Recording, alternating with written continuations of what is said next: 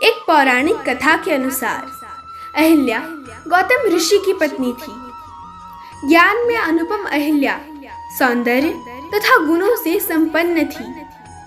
अपने अतुलनीय सौंदर्य और सरलता के कारण वे अपने पति की प्रिय थी। इसके साथ ही वे अपने पति के प्रति पूर्ण रूप से समर्पित थी। इसीलिए उन्हें सती अहिल्या का नाम मिला था। दोनों ही पति पत्नी धर्म का पालन करते हुए प्रेम रस से परिपूर्ण दाम्पत्य का निर्वहन कर रहे थे।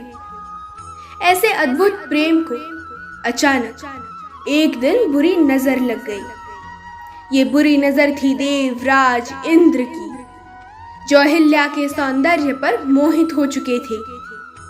देवराज इंद्र अहिल्या को अपना बनाना चाहते थे।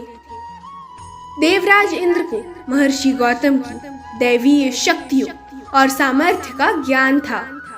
इसके साथ ही वो अहिल्या के पति नष्ट होने के सत्य से भी परिचित थे। इंद्र गौतम ऋषि की शक्तियों से वाकिफ थे, किंतु वो अहिल्या को भूलना भी नहीं चाहते थे। वो स्वयं को संयमित कर सही अवसर की प्रतीक्षा करने लगे। समय अपनी गति से चलता रहा। एक दिन महर्षि गौतम ने अहिल्या से कहा कि उन्हें एक विशेष सिद्धि की प्राप्ति के लिए कम से कम 6 माह तक वन के एकांतवास में तपस्या करने जाना है। अहिल्या ने उन्हें सहमति देते हुए उनकी प्रतीक्षा करने की बात कह विदा कर दिया। इंद्र बस ऐसे ही अवसर की प्रतीक्षा जाने कब से कर रहा था। ऋषि के जाते ही वो महर्षि गौतम का वेश धारण कर अहिल्या के पास पहुंच गया। पति को वापस देख जब अहिल्या चौंकी तो उसने प्रेम जताते हुए कहा कि उनके सौंदर्य पाश ने वन में जाना असंभव बना दिया। इसीलिए तपस्या का विचार छोड़ वो वापस आ गया। पति की बात सुनकर अहिल्या आनंदित हो गई और वे दोनों पहले से भी अधिक प्रेम से जीवन का आनंद लेने लगी। देखते ही देखते 6 माह का समय बीत गया और एक दिन अहिल्या ने सुबह सुबह अपने आंगन में अपने पति की पुकार सुनी, जबकि ऋषि का रूप धरे इंद्र तब तक सो ही रहे थे। एक पल में ही अहिल्या को अनर्थ का ज्ञान हो गया। महर्षि गौतम को सामने पाकर अहिल्या पत्ते की तरह कांपते हुए उनके चरणों में गिर पड़ी। तब तक इंद्र को भी ऋषि के आने का भान हो गया था, तो बिना देरी किए वो वहां से भाग निकला।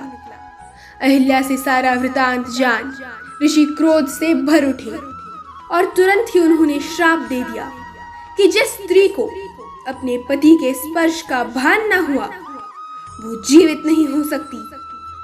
तन और मन से पत्थर की तरह कठोर व्यवहार किया है तो तू भी पत्थर की ही हो जा। गौतम ऋषि के श्राप देते ही अहिल्या पत्थर बन गई। ऋषि के श्राप और अपनी अज्ञानता से निराश अहिल्या ने तब अपने पति को रोते हुए समझाया कि आप इतनी दिव्य शक्तियों से संपन्न हैं।